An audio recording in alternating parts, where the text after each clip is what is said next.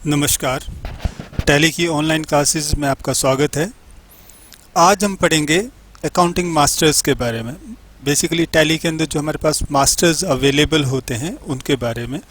तो उससे पहले मैं आपको टैली के मेन स्क्रीन के बारे में इंफॉर्मेशन दे देता हूँ। ये आपका गेटवे ऑफ टैली की आपकी विंडो है, जिसमें लेफ़्ट हैंड साइड में आपको करंट पीरियड के बारे में पता चलता है। जैसे ये 1 अप्रैल 2020 टू 31 मार्च 2021, ये हमारा फाइनेंशियल ईयर का ये फिर फाइनेंशियल ईयर है, तो ये हमारा करंट पीरियड है।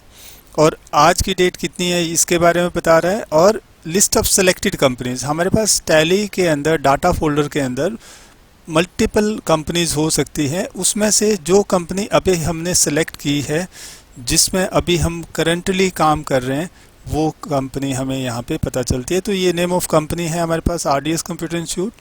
और डेट ऑफ लास्ट एंट्री जो है ये आपका अभी बोल रहा है कि नो वॉचर एंटर्ड है। इसके अलावा यहाँ पे अगर हम कुछ चीज़ प्रिंट करना चाहते हैं, एक्सपोर्ट करना चाहते हैं, ईमेल करना चाहते हैं, कुछ अपलोड करना चाहते हैं, टैली के पोर्टल से अगर हम कुछ शॉप करना चाहते हैं, लैंग्वेज चेंज करना चाहते हैं, कीबोर्ड के लेआउट हम सेट करना चाहते हैं, या कोर्स सेंटर डिफाइन करना चाहते हैं, या सपोर्ट सेंटर से हम टैली के सपोर्ट सेंटर से हम कुछ मदद लेना चाहते हैं, या हम सॉफ्टवेयर से रिलेटेड अब कुछ हम इंफॉर्मेशन चाहते हैं, तो वो हमारा हेल्प से हम ले सकते हैं। नेक्स्ट आता है हमारा बटन्स। ये राइट साइड में जो हमारा वर्टिकल जो पूरी बार होती है, इसमें बटन्स होते हैं। जैसे ये F1 है तो सिलेक्ट कंपनी के लिए यूज़ हो रहा है। एक इसके नीचे एक सिंगल लाइन है, तो ये हमारा अल्ट के साथ यूज़ होगा। अल्ट F1 ये कंपनी को शट करने के लिए यूज़ होगा। ऐसे F2 डेट के लिए, अल्ट F2 जो है वो पीरियड, कौन सा पीरियड आप सिलेक्ट करना चाहते हैं। अभी जैसे सपोज ये पूरा हमारा करंट पीरियड जो है 1/4/2020 से लेके 31/3/2021 तक है। अगर मैं अल्ट F2 करता हूँ, इसको 1/4/2020 से मैं करता हूँ 31/5 ये लिख देता हूँ। अपने 2020 अपने आप ले लेगा। तो अभी जो हमारा, अगर आप यहाँ पे देखोगे तो करंट पीरियड जो है ये आपका 1/4/2020 से 31/5/2020 तक आ गया। तो यहाँ से हम करंट पीरियड चेंज कर सकते हैं। इसका मेन बेनिफिट ये होता है, क्योंकि सपोज अगर आपने पूरा ईयर कंप्लीट कर दिया है और उसमें से आप कोई एक पर्टिकुलर एंट्री को ढूंढना चाहते हैं, देखना चाहते हैं, तो उसके लिए आपको पूरे साल का डाटा अवेलेबल होगा। उसको अगर आप थोड़ा सा शॉर्ट करना चाहते हैं, तो वो फिर आप अल्ट के साथ इसको पीरियड के साथ पीरियड शॉर्ट करके आप इसको ले सकते हैं। नेक्स्ट आपका आता है F11। F11 में फीचर्स होते हैं। फीचर्स जो है ये कंपनी स्पेसिफिक होते हैं। जैसे अभी हमने आरडीएस कंप्यूटर इंस्टीट्यूट कंपनी को ओपन किया है, तो इसमें फ़ीचर्स में हम जो भी फ़ीचर्स को सेट करेंगे, तो वो मेरे सिर्फ आरडीएस कंप्यूटर इंस्टीट्यूट कंपनी के लिए एप्लीकेबल होंगे। और F12 से होता है आपका कॉन्फ़िगर। कॉन्फ़िगर में क्या होता है, टैली के अंदर जितने टैली के डाटा के अंदर जितने भी फोल्डर्स हमारे हैं, उनमें वो सभी कंपनीज़ के लिए वो सेटिंग एप्लीकेबल होगी। बॉटम में अगर आप देखोगे तो ये हमारा टैली ERP है, tally.erp9 है, एंड इसका वर्जन बता रहा है। अगर आप वर्जन देखोगे तो सीरीज़ ए रिलीज 6.6.2 ये लेटेस्ट इसका वर्जन है। ये एजुकेशनल मोड में है। और ये इसकी कॉन्फ़िगरेशन अगर हम इसको डाटाबेस के थ्रू, गेटवे के थ्रू कनेक्ट करेंगे, तो उस केस में यूज़ होता है। एंड उसके बाद आपका नेक्स्ट आता है आपका कैलकुलेटर। तो कैलकुलेटर को कभी भी आप गेटवे से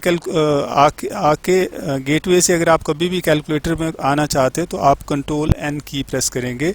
तो जो भी अगर इसमें हम कुछ कैलकुलेशन करना चाहते हैं, जैसे मैंने 3 + 3 किया तो ये 6 आ गया। अगर आप वापस गेटवे ऑफ टैली में जाना चाहते हैं, तो Ctrl+M करके आप वापस चले जाते हैं। आप देखिए हम गेटवे ऑफ टैली में हैं। तो ये एक बेसिक इसका ओवरव्यू था हमारी टैली के गेटवे स्क्रीन का। तो आज हम पढ़ेंगे मास्टर्स के बारे में। तो मास्टर्स बेसिकली अभी जो हमें स्क्रीन में दिख रहे हैं, दो दिख रहे हैं। एक अकाउंटिंग इन्फो, और मतलब इसको हम अकाउंटिंग मास्टर बोलते हैं, और इन्वेंटरी इन्फो जो हमारा इन्वेंटरी मास्टर है। इसके अलावा पेरोल का भी होता है, लेकिन वो फ़िलहाल हमने एक्टिवेट नहीं किया, उसको लेटर स्टेजेस में हम पढ़ेंगे। तो अकाउंटिंग इन्फो में, अकाउंटिंग इन्फो के अंदर हमारे तीन चीज़ें। सबसे पहले आता है हमारा ग्रुप्स। तो ग्रुप्स में अगर हम जब जाते हैं तो एक सिंगल ग्रुप और एक मल्टीपल ग्रुप्स, तो सिंगल ग्रुप में हम सिंगल ग्रुप क्रिएट करते हैं और मल्टीपल में मल्टीपल ग्रुप्स को हम इकट्ठा ही क्रिएट कर सकते हैं। तो सबसे पहले हम देखेंगे सिंगल ग्रुप के बारे में। तो इसमें एक होता है क्रिएट, से हम नया क्रिएट कर सकते हैं। सबसे पहले हम डिस्प्ले करके देखेंगे कि हमारे पास कितने ग्रुप्स अवेलेबल होते हैं। अब हम पढ़ते हैं ग्रुप्स के बारे में। तो डिस्प्ले में हम देख रहे हैं कि सबसे पहले आता है हमारा बैंक अकाउंट। बैंक अकाउंट ये हमारा करंट एसेट होता है। Bank OCC account, over cash credit, ये हमारा लोन अकाउंट होता है, तो अंडर लाइबिलिटी है, लोन है। ब्रांचेज एंड डिविजन्स ये हमारा प्राइमरी है, लेकिन हमारे लिए ये लाइबिलिटीज़ होती है जो हमारे ऑफिसेज एंड ब्रांचेज होते हैं। कैपिटल अकाउंट ये बिजनेस के लिए लाइबिलिटी होती है, जो मालिक का पैसा बिजनेस में लगा होता है या पार्टनर्स का। एंड उसके बाद कैश इन हैंड ये हमारा बिल्ट इन अकाउंट होता है, ये हमारे लिए करंट एसेट होता है। एंड उसके बाद नेक्स्ट आपका करंट एसेट है, ये प्राइमरी अकाउंट है हमारे लिए, ये एसेट है।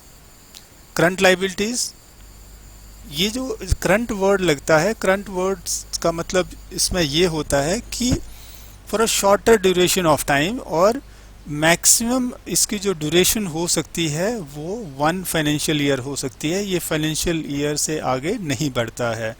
तो करंट लाइबिलिटीज़ में वो लाइबिलिटीज़ जिसको हमने विद इन 1 फाइनेंशियल ईयर के अंदर कंप्लीट करना होता है, तो ये हमारे लिए लाइबिलिटीज़ होती है और ये प्राइमरी है हमारे लिए। डिपॉजिट्स, अगर हमने कुछ डिपॉजिट्स किए हुए हैं कंपनी के नाम पे, हमने कुछ एफडीज या कुछ ऐसा किया हुआ है, तो हमारे डिपॉजिट्स में आते हैं, ये हमारे लिए एसेट होता है। डायरेक्ट एक्सपेंस, आपको पता है कि ये एक्सपेंसेस होते हैं, और ये इसमें वो एक्सपेंसेस आते हैं जो कि हमारे प्री प्रोडक्शन एक्सपेंसेस होते हैं, वो हमारे डायरेक्ट एक्सपेंसेस में आते हैं। डायरेक्ट इनकम्स जो हमें डायरेक्ट इनकम होती है। ड्यूटीज़ एंड टैक्सेस ये हमारी करंट लाइबिलिटीज़ होती है, जो सरकार को ये टैक्सेस हमने पे करने होते हैं, वो उसमें आते हैं। नेक्स्ट आपके एक्सपेंसेस डायरेक्ट इनडायरेक्ट। इनडायरेक्ट आपको पता है कि इनडायरेक्ट में जो एक्सपेंसेस डायरेक्ट नहीं होते वो सारे के सारे इनडायरेक्ट होते हैं, तो मोस्ट ऑफ द एक्सपेंसेस हमारे इनडायरेक्ट होते हैं। नेक्स्ट आपका फिक्स्ड एसेट्स आया। फिक्स्ड एसेट्स वो होते हैं जो जैसे इमूवेबल जो एसेट्स होते हैं, जैसे प्लांट हो गया, मशीनरी हो गया, बिल्डिंग हो गया, लैंड हो गया, ये हमारे फिक्स्ड एसेट्स होते हैं। ऐसे income direct, income indirect, and indirect expenses and indirect incomes. And investment, जो हमने इन्वेस्टमेंट्स कंपनी ने कोई इन्वेस्टमेंट कर रखी है, वो हमारी इन्वेस्टमेंट्स में आती है और ये हमारे लिए एसेट होता है इसमें, क्योंकि हमें कुछ रिटर्न मिलता है। लोन्स एंड एडवांसेस ये हमारे लिए एसेट्स है। सपोज अगर आप अपने स्टाफ को कोई लोन देते हैं या कुछ एडवांस देते हैं, तो वो आपके लिए एसेट होता है। लोन्स लाइबिलिटी, जो आपने लोन कहीं से, कंपनी ने कहीं से लोन लिया हुआ है, तो वो लाइबिलिटी होती है। नेक्स्ट आया हमारा मिससेलेनियस एक्सपेंसेस, जो कि हमारे लिए एसेट होता है। मिससेलेनियस एक्सपेंसेस क्या होते हैं? ऐसे जैसे कई बार हम जब कंपनी बिजनेस करती है तो उसको कुछ एसेट्स परचेज करने पड़ते हैं, और लेकिन उसको वो सेल करने के लिए यूज़ नहीं करती, अपने ऑफिस यूज़ के लिए यूज़ करती है। तो ऐसे कुछ एक्सपेंसेस जिनको हम लाइक अपनी कैपेसिटी, अपनी कैपेबिलिटीज़ बढ़ाने के लिए बिजनेस का हम जिनको खरीदते हैं, वो हमारे उसके लिए जो हम खर्चा करते हैं वो हमारा मिससेलेनियस एक्सपेंसेस होते हैं। बट ये होता हमारे लिए एसेट है, लेकिन इसको हम फर्दर सेल नहीं कर सकते। लेकिन हाँ, इसको हम एसेट भी ले सकते थे। इसको हम मिससेलेनियस एक्सपेंसेस में क्यों लिया है कि क्योंकि इसको हम बिजनेस में यूज़ करते हैं, तो कल को जो इसकी परचेज के लिए हमने जो जीएसटी गवर्नमेंट को पे किया होता है, उसको आप गवर्नमेंट से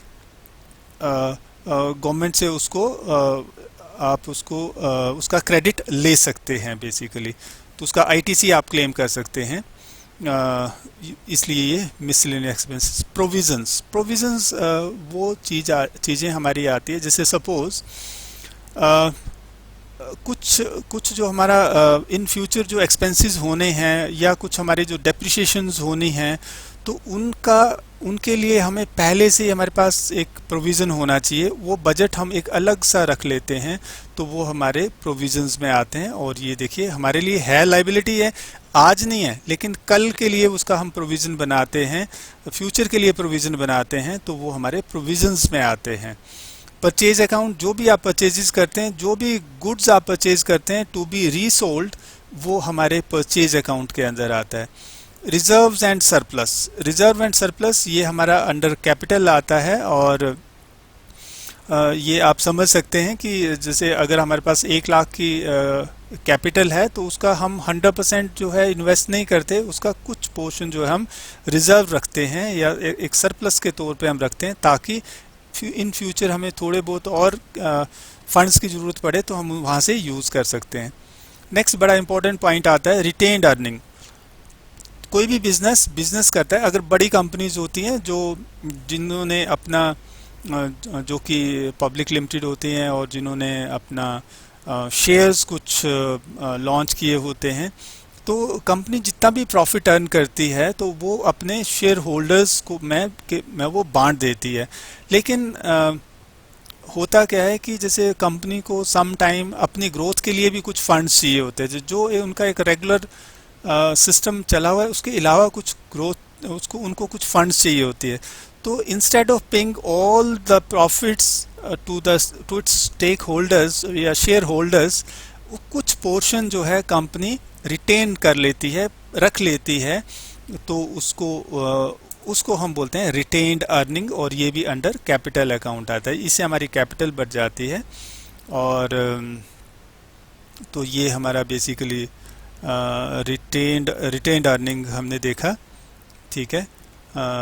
आप समझ गए कि जितना प्रॉफिट हुआ, जैसे हमें 100 रुपये का प्रॉफिट हुआ, 80 रुपये हमने अपने शेयर होल्डर्स में बांट दिए और 20 रुपये हमने कुछ अपने फ्यूचर एक्सपेंशन के लिए हमने उसको रख लिया, that is called retained earning. Sales account, जो भी हम सेल्स करते हैं वो सेल्स अकाउंट में आता है। नेक्स्ट आता है हमारा सिक्योर्ड लोन्स, जो भी हमने लोन्स लिए अगेंस्ट सम सिक्योरिटी, वो सिक्योर्ड लोन होते हैं। स्टॉक इन हैंड, जो हमारे पास इस वक्त स्टॉक अवेलेबल है। सन्ड्री क्रेडिटर्स, हमारे लेनदार होते हैं जिनसे हम सामान खरीदते हैं। सन्ड्री डेटर्स, ये हमारे देनदार होते हैं जिनको हम सामान बेचते हैं, और ये हमारे लिए एसेट्स होते हैं। और सन्ड्री क्रेडिटर हमारे लिए लाइबिलिटीज़ होती है, करंट लाइबिलिटीज़ होती है, राइट। नेक्स्ट आया हमारा suspense account. Actually suspense account, जैसे इसका नाम से ही पता चलता है, सस्पेंस अकाउंट वो अकाउंट होता है when you are not very sure कि ये जो पैसा आया है ये कहाँ से आया है, या आपको ये क्लियर नहीं है कि ये जो पैसा है हमने किसको देना है, who is the right person to whom this cash should be dispersed. तो वो उसके लिए हम क्या करते हैं, उसको एक, जब तक ये क्लियर नहीं हो जाता तब तक उसको एक सस्पेंस अकाउंट में डाल देते हैं, और जब उसकी वो इंफॉर्मेशन क्लियर हो जाती है तो उसको उस एंट्री को हम सस्पेंस अकाउंट से वापस उस ओरिजिनल एंट्री में ले जाते हैं। अनसिक्योर्ड लोन हमारे वो होते हैं जो अगेंस्ट विदाउट एनी सिक्योरिटी के हम उसमें लेते हैं। ये आज का टॉपिक हमारा, इसमें हमने कवर किए हमारे ग्रुप्स। और अब आपको बता दूं कि टैली के अंदर टोटल 28 ग्रुप्स होते हैं, जिसमें 15 प्राइमरी ग्रुप्स होते हैं और 13 जो है सब ग्रुप्स होते हैं। तो आज हमने ग्रुप्स के बारे में इसमें पढ़ा। मिलते हैं नेक्स्ट लेक्चर में। Thank you.